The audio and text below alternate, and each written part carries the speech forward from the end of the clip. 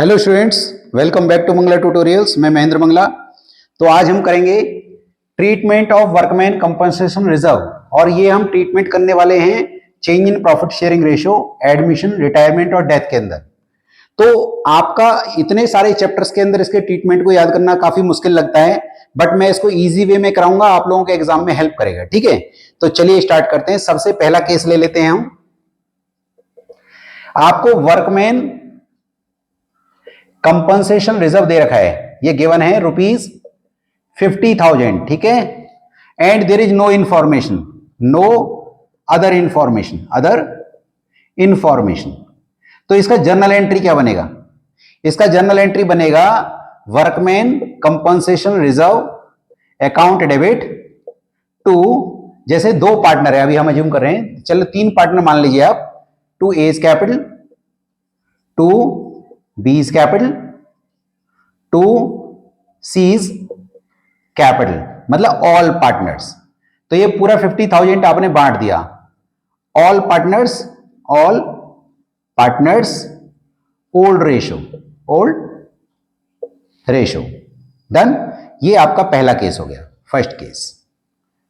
Second case हम ले लेते हैं। सेकंड केस क्या है? मान लीजिए वर्कमैन कंपनसेशन रिजर्व दे रखा है। अच्छा, ये अगर आप कैपिटल अकाउंट बनाओगे तो कैपिटल अकाउंट में कहां जाएगा? बाय साइड में। बाय में, कैपिटल अकाउंट के बाय साइड में ए बी सी में बढ़ जाएगा, क्रेडिट साइड में। अच्छा, दूसरा केस, वर्कमैन रिजर्व में है ₹50,000 और क्लेम आ जाता है, क्लेम ₹10,000 का क्लेम आ जाता है। डन। तो क्या एंट्री बनेगी जरा देखिएगा।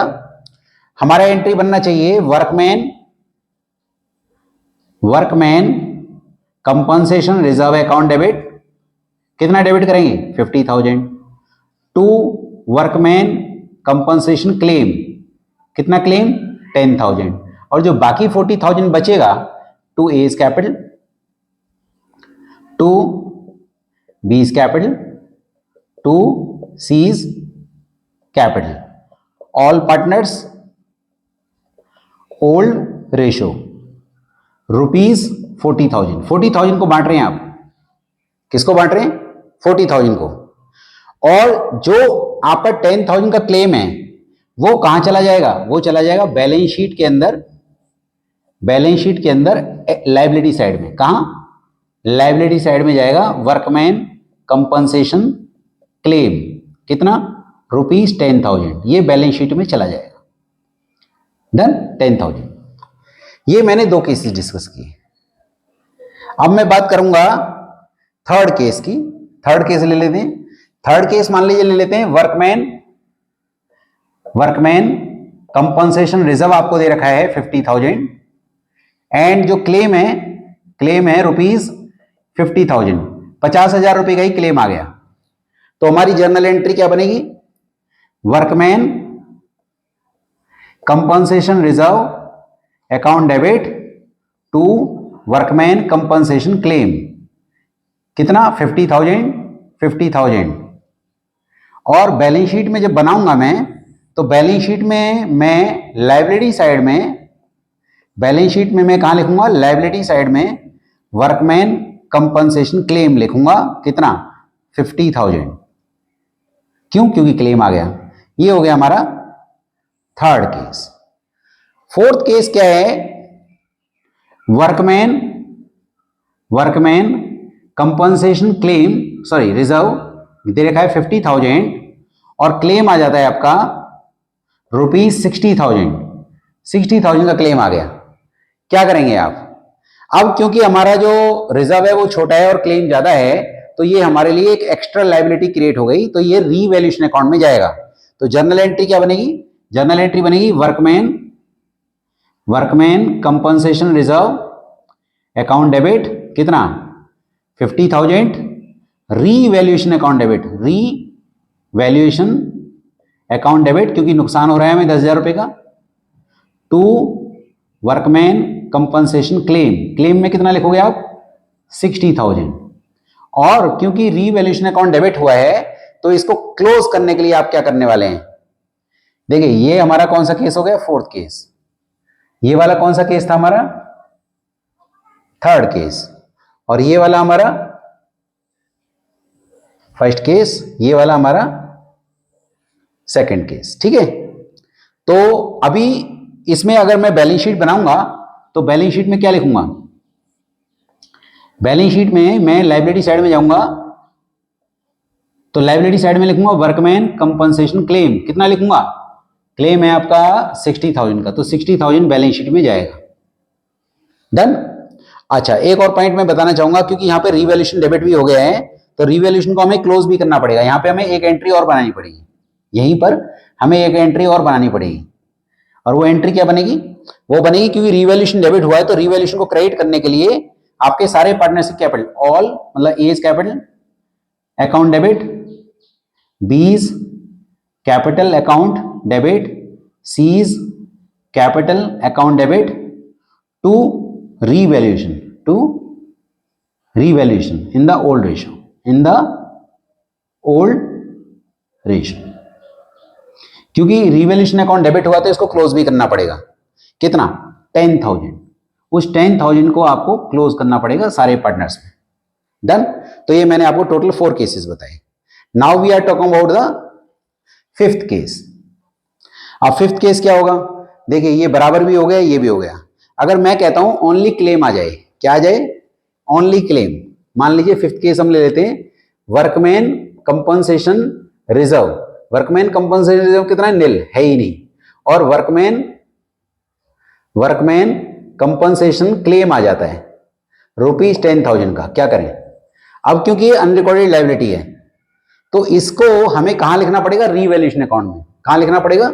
रिवैल्यूएशन में। तो revaluation account debit, revaluation account debit. Done. Revaluation account debit to workman compensation claim, क्योंकि हमारे लिए नुकसान है तो रिवैल्यूएशन डेबिट होगा। और जब मैं बैलेंस शीट बनाऊंगा, अभी क्योंकि रिवैल्यूएशन डेबिट हुआ है तो उसको क्रेडिट करने के लिए इसे क्लोज कीजिए। क्या करेंगे आप? A is capital account debit, B is capital account debit, C is capital account debit to revaluation. कितना? वही 10,000। और किस रेशो में? In the old ratio. Done. अब अगर इसको हमें बैलेंस शीट में लिखना हो तो बैलेंस शीट में हम कहां जाएंगे? इसको बैलेंस शीट में जाएंगे और हम इसको लायबिलिटी साइड में लिखेंगे। कितना? Workman compensation claim. कितना लिखेंगे? 10,000 रुपीज, क्योंकि 10,000 का क्लेम आया। अब बहुत ध्यान से सुनिएगा, अब जो मैं बताने जा रहा हूं कि ये जो मैंने अभी बताया ये आपको कहां कहां अप्लाई हो जाएगा? इस पे अप्लाई हो जाएगा और इस पे अप्लाई हो जाएगा और इस पे अप्लाई हो जाएगा। आपने कहा सर व्हाट अबाउट एडमिशन? ध्यान से सुनिए, अगर ये एडमिशन होता तो क्या करते हम? उस केस में ध्यान से समझिए, अगर यहां मैं ए बी सी लिख रहा हूं, बस सी नहीं लिखूंगा। अगर मैं सी को नया पार्टनर मान रहा हूं तो मैं केवल ए बी लिखूंगा अगर एडमिशन होता। ठीक है, यहां पर भी मैं क्या लिखता? केवल ए बी, सी नहीं लिखता। इसमें भी क्या करता मैं? यहां तो वही सेम ट्रीटमेंट है, यहां कोई दिक्कत नहीं है। यहां पे जहां पे कैपिटल है, जैसे यहां ए बी सी है तो मैं सी नहीं लिखूंगा। यहां पे हम बात करें तो यहां सी नहीं लिखूंगा केवल। कारण क्या है?